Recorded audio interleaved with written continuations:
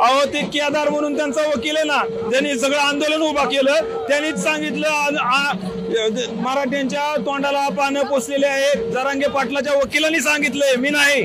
कायदे पंडित हुशार माणूस, तिसरी नापास जरांगे पाटील आहे. आता त्याला ती जेआर बिअर कसा इंग्लिश मधला कडाकडा वाचून दाखवतो मीडियाच्या समोर, तुम्हाला माहितीच आहे. त्यामुळे ती मिळाले, ती येड्यात काढतंय बाकीच्या गोरगरीब मराठ्यांना. ओबीसी समाजाकडून बारामतीत आज मोर्चाचं आयोजन करण्यात आलं आहे. आपल्याबरोबर बारामतीतील व बारामतीसह आसपासच्या परिसरातून आलेले ओबीसी बांधव आहेत. काय सांगाल, आज बारामतीत मोर्चाचं आयोजन करण्यात आले? आज बारामतीमध्ये मोर्चाचं आयोजन केलेलं आहे. मनोज जरांगे पाटलांनी धनगर समाजाविषयी अतिशय घाणेरड्या भाषेत कमेंट केलेल्या आहेत. त्यांच्यावरती गुन्हा दाखल व्हावा या मागणीसाठी आज आम्ही बारामतीमध्ये ओबीसी एल्गार मोर्चा काढलेला आहे. पुढची दिशा काय असणार आहे? बारामतीतून खरं तर मोर्चाला सुरुवात होते.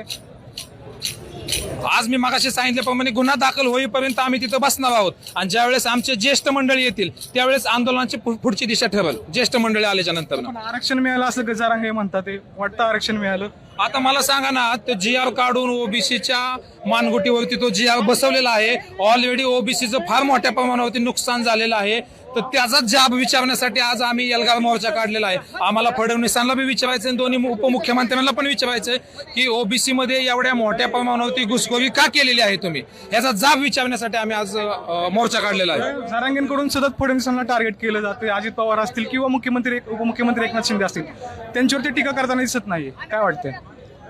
जर सुरुवातीपासून पाहिलं, गेल्या वर्षीपासून जर तुम्ही पाहिलं, मनोज जरांगे पाटलांनी ज्यावेळेस आंदोलनाची सुरुवात केली त्यावेळेस त्यांची मागणी काय होती? आर्थिक माग असलेले पण आणि शैक्षणिक दृष्ट्या त्यांना आरक्षण पाहिजे होतं.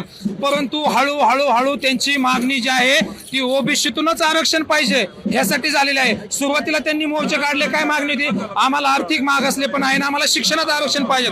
त्याच्या माध्यमातून त्यांनी सारथी सारखी मोठी संघटना काढली आणि सारथीला हजारो कोटी निधी अजित पवार देतात. मग तो उद्देश साध्य झाल्याच्या नंतर त्यांना आता राजकीय आरक्षण पाहिजे, त्यामुळे त्यांनी ओबीसी मधूनच आरक्षण पाहिजे असा त्यांचा शेवटचा पवित्रा काढलेला आहे. हाकेंकडून पण पाहतो हाकेश फडणवीसांचं कौतुक करतात, मात्र पवार कुटुंबावर सातत्याने टीका करतात. ते तसं पाहायला गेलं ना साहेब, पवार कुटुंबियांनी फार मोठा अन्याय ओबीसी असेल धनगर समाजावर केलेला आहे. फडणवीस आता मुख्यमंत्री झाले हो, 2014ला फडणवीस मुख्यमंत्री झाले. महाराष्ट्र राज्याची स्थापना झाल्यापासून मराठा समाजाचे 15-16 मुख्यमंत्री झाले. कोणी दिलं का आम्हाला आरक्षण? मराठ्यांना बी दिलं नाही. फडणवीस साहेबांनी तरी काहीतरी 2-4 योजना लागू केल्या, परंतु फडणवीस साहेबांनी बी आमची 2014 साली आमचा जो ओबीसीतला मोठा घटक आहे धनगर समाज, त्याची फसवणूक फडणवीस साहेबांनी देखील केलेली आहे. फडणवीस साहेब पण काही धुतलेल्या तांदळासारखे स्वच्छ नाहीये. पुढची दिशा काय असणार आहे मोर्चाला? बारामती